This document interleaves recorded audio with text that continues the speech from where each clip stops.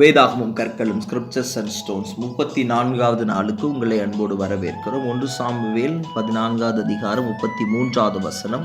அப்பொழுது இதோ இரத்தத்தோடு இருக்கிறதை சாப்பிடுகிறதினால் ஜனங்கள் கர்த்தருக்கு இயலாத பாவம் செய்கிறார்கள் என்று சவுலுக்கு அறிவித்தார்கள்.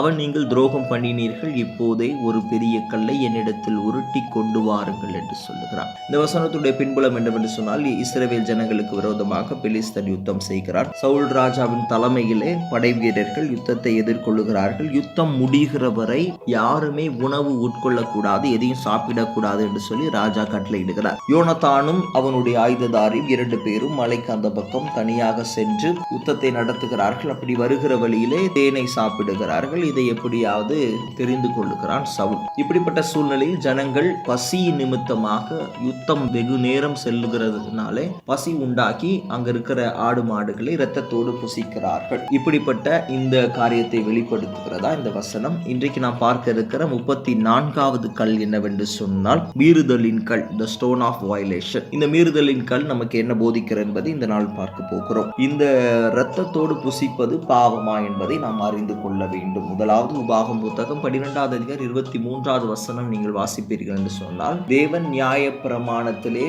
இஸ்ரவேல் ஜனங்களுக்கு 613 கட்டளைகள்ல மிக முக்கியமாக சொல்லிக் கொடுத்தது, எந்த உணவையும் இரத்தத்தோடு புசிக்க கூடாது. அதாவது நாம் நிறைய கடைகள்ல பார்ப்போம் ஹலால் என்று சொல்லி, அப்படி இரத்தத்தை தனியாக பிரித்தெடுத்து அதை சுத்தம் பண்ணி தான் அந்த மாம்சத்தை புசிக்க வேண்டும். தேவன் அதை கட்டளையாக கொடுத்தார். அந்த கட்டளையை பசியின் நிமித்தமாக மீறி அவர்கள் இதை செய்கிறார்கள். வசனம் இதை நமக்கு காண்பித்து கொடுக்கிறது. இது மீறுதல், டிரான்ஸ்கிரஷன் என்று சொல்லி ஆங்கில வேதாகமும் நமக்கு அது வெளிப்படுத்துகிறது. பாவத்தினுடைய ஒரு வெளிப்பாடு, இன்னொரு வார்த்தை மீறுதல், அக்கிரமம், பாவம் என்று சொல்லி பல பிரிவுகளாக பார்க்கிறோம். இதனுடைய ஆழமான கருத்து என்ன என்பதை நாம் புரிந்து கொள்ள வேண்டும். எது மீறுதல், எது அக்கிரமம், எது பாவம் என்பதை நாம் முதலாவது தெரிந்து கொள்ள வேண்டும். மீறுதல் என்று சொன்னால் ஆங்கிலத்தில் transcription, the violation of law, அல்லது ஏதாவது ஒரு கட்டளையை அல்லது நமக்கு கொடுக்கப்பட்ட பொறுப்பை அந்த விஷயங்களை பிரேக் பண்ணி மீறி அந்த காரியத்தை செய்வது. இப்படிப்பட்ட மீறுதல்கள் பாவம் என்று சொல்லி வேதாகம் நமக்கு கற்றுக் கொடுக்கிறது. அதே போல அக்கிரமம் என்று சொன்னால் தேவனுக்கு விரோதமாய் துன்மார்க்கமான காரியத்தை,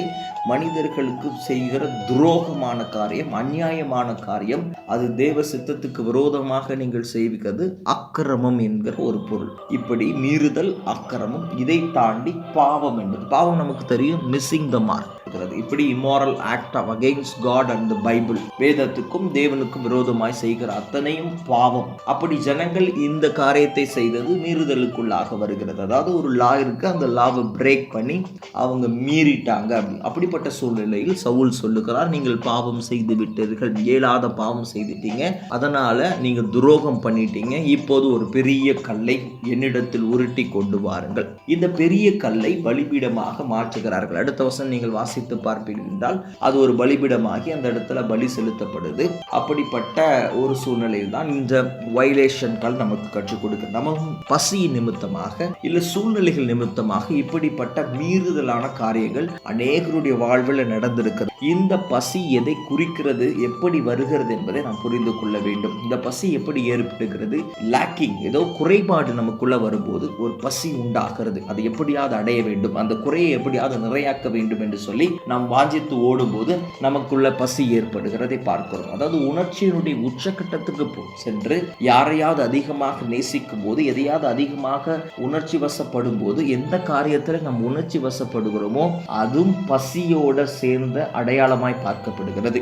அல்லது ஆசை அல்லது ஆவல், டிசையர் அல்லது ஈகர்னஸ், ஒரு பொருளின் மீதோ ஒரு நபர் மீதோ அவங்களுடைய காரியத்தின் மீதோ அதிக ஆர்வமும் வாஞ்சையும் விருப்பமும் ஆசையும் ஆவலும் நமக்கு ஏற்படுகிறது என்று சொன்னால் அதுவும் பசிக்குரிய ஒரு அடையாளமாக பார்க்கப்படுகிறது.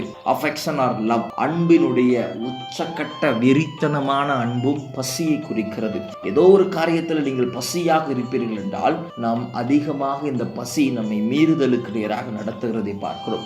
இந்த காரியத்தை புரிந்து கொள்ள வேண்டும். இன்னொரு முக்கியமான விஷயம், சாட்டிஸ்ஃபேக்ஷன். நம்ம எந்த காரியத்தில் சாட்டிஸ்ஃபை ஆகுதோ, எந்த காரியம் நமக்கு ரொம்ப பிடிச்சிருக்கோ, இதில் திருப்தி அடைகிறோமோ, அல்லது மொபைல் நோண்டும் போதோ, இல்லது டைம் ஏதாவது வேஸ்ட் பண்ணுறதான சூழ்நிலைகளோ, கேமோ, இதோ நமக்கு மனசுக்கு திருப்தியாக இருக்கிற காரியங்களோ, அதை திரும்ப திரும்ப செய்ய தூண்டுகிற காரியங்கள் நமக்கு பசியை உண்டாக்குகிறது. அது பசிக்குரிய அடையாளமாக பார்க்கப்படுகிறது. ஒருவேளை மாம்சத்தினுடைய காரியமாக இருக்கலாம், இல்லது ஆவிக்குரிய காரியமாக இருக்கலாம், நமக்கு பிடிச்ச காரியம் எதுவாக இருக்கலாம், எனிதிங். ஒரு கீபோர்ட், பாட்டு, ஸோ ஸ்போர்ட்ஸ், இந்த மாதிரி நிறைய உலகத்தின் பசிகள் நமக்கு ஏற்படுகிறது.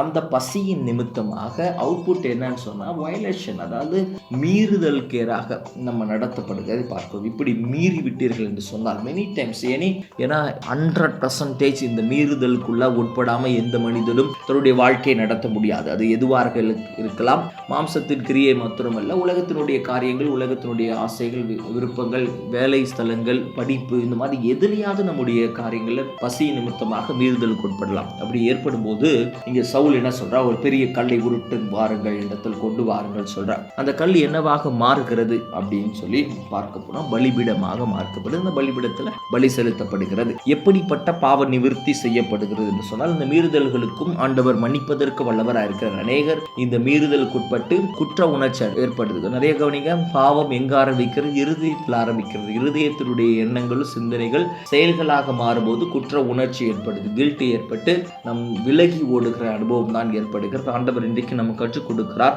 பாவம் செய்வீர்கள் என்று சொன்னால், மீறுதல்களை உட்படுவீர்கள் என்றால், அக்கிரமம் செய்வீர்கள் என்றால் தேவனுக்கு நேராக வாருங்கள் என்று சொல்லி. எப்படிப்பட்ட பாவ நிவர்த்தி இங்க செய்யப்படுகிறது? ரோலிங் ஸ்டோன், அதாவது கல்லை உருட்டி கொண்டு வர. இந்த கல்லை உருட்டுகிறது இதை குறிக்கிறது. கல் உருட்டப்படும் போது மாற்றத்தையும் அல்லது கன்ஃபஸ், இந்த நாவினாலே அறிக்கை பண்ணுகிறதை ஆண்டவர் அதிகமாக விரும்புகிறார். ஒருவேளை எந்த மீறுதல்களோ, எந்த அக்கிரமோ தேவனுடைய சமூகத்துல உங்களை ஒப்பு கொடுத்து கன்ஃபஸ் பண்ணுங்க. நான் இதை செய்து விட்டேன், இப்படி பண்ணி விட்டேன், இப்படி பார்த்து விட்டேன், என் சிந்தையிலே நான் இப்படி செய்து விட்டேன் என்று சொல்லி, உங்களுடைய சிந்தையா இருக்கலாம், இருதயமா இருக்கலாம், எதுவா இருந்தாலும் அதை கன்ஃபஸ் பண்ணுவதற்கு இந்த ரோலிங் ஸ்டோன் அடையாளமாக இருக்கிறது. அடுத்து அந்த ஸ்டோனை கொண்டு வந்து ஆல்டராக பில்ட் பண்றாங்க. ஆல்டர் எதை குறிக்கிறது? House of worship. அதுல என்ன, தேவனோடு கூட இருக்கிற அந்த உடன்படிக்கை, அந்த உறவை குறிக்கிற ஒரு காரியம். அநேக சூழ்நிலையில தேவனுடைய உடன்படிக்கை, உறவோ இந்த பாவம் செய்யும் போதும், மீறுதல் செய்யும் போதும், அக்கிரமம் செய்யும் போதும் துண்டிக்கப்படுகிறது. அதை மீண்டும் இணைப்பதற்கு இந்த பலிபீடம் நமக்கு கற்றுக் கொடுக்கிறது. பலிபீடத்தினுடைய மிக முக்கியமான நோக்கம் பலியையும் தேவனையும் இணைத்து அந்த பலி செலுத்துவர்களுக்கு பிரிட்ஜாக செயல்படுகிறது இந்த ஆல்டர். இப்படிப்பட்ட தேவ சமூகத்தில் வருகிறவர்கள் அந்த கனெக்ஷனை திரும்ப ரீபில்ட் பண்ணி திரும்ப அந்தரோடு இணைக்கப்படுகிறது ஆல்டருக்குரிய அடையாளமாக பார்க்கப்படுகிறது. நிறைய டைம் ஆல்டர் இல்லாமலே ஏதோ ஆண்டவரே மன்னிச்சிருங்க சொல்லி பலி மேல செலுத்தாமலே போய்விடப்படுகிறது. பலிபீடத்தை சரியாக கட்டுங்கள். மூன்றாவது காரியம், பலி செலுத்துறாங்க. எப்படி செலுத்துறாங்கன்னா, முதலாவது கில்லிங் விக்டிம், அதாவது அந்த பலியை கொல்லுகிறார்கள். ஒருவேளை உங்கள் கண் மூலமாய் பாவம் செய்கிறீர்களா, உங்கள் கைகள் மூலமாய் பாவம் நடந்து விட்டதா, இல்லது ஏதாவது ஒரு டெக்னாலஜி மூலமா, ஏதாவது ஒரு வாட்ஸ்அப், ஃபேஸ்புக், இந்த மாதிரி காரியங்கள்ல பாவம் இருக்கிறதா, அந்த காரியத்தை கீழ் பண்ணணும்.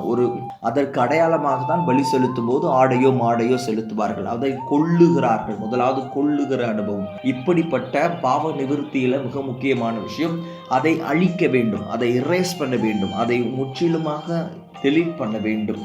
அப்படிப்பட்ட அதற்கு நேராக ஒற்றுக்கொள்வதற்கு, அதற்கு நீங்கள் ஆசைப்படுவீங்கன்னா தான் கில் பண்ணுறதுக்கு ரெடியாக இருக்கணும். அந்த ரிலேஷன்ஷிப்பாக இருக்கலாம், எதாக இருந்தாலும் அதை அழிப்பதற்கு நீங்கள் தயாராக இருக்கணும். அதாவது அடுத்தது ஆஃபரிங் சம்திங், அதை ஒப்பு கொடுக்க வேண்டும். தேவன் அதை அங்கீகரிக்க வேண்டும். அக்செப்டட் பை காட், ஹோல் ஹார்ட்டடா தேவன் அந்த பலியை ஏற்றுக்கொள்ள வேண்டும். காணிக்கையை செலுத்துவது வெறும் உண்டியல் பையில போடுறது மாத்திரமல்ல, அதை அங்கீகரிக்கப்பட்ட காணிக்கையா இருக்கணும். அதே மாதிரி என்னுடைய பாவ அறிக்கையும் அந்த பலியும் தேவனுடைய சமூகத்தில் ஒப்பு கொடுக்கிறது. ஆஃபரிங்னா தேவன் அதை அங்கீகரிக்க வேண்டும். அதற்கு நீ என்ன செய்யணுமோ அதை செய்வதற்கு இந்த ஆஃபரிங் நமக்கு கற்றுக் கொடுக்கிறது. கடைசி அதை ஒப்பு கொடுக்க வேண்டும். எந்த காரியம் திரும்ப திரும்ப என்னை அழுத்துகிறதோ அதை ஒப்பு கொடுத்து தேவ சமூகத்தில் நீங்கள் ஜெபிப்பீர்கள் என்று சொன்னால், ஒப்பு கொடுப்பீர்கள் என்று சொன்னால், நிச்சயமாக உங்க பாவ நிவர்த்தி செய்யப்படும். அப்படிப்பட்டது தான் இந்த கல் நமக்கு போதித்து காண்பிக்கிறது.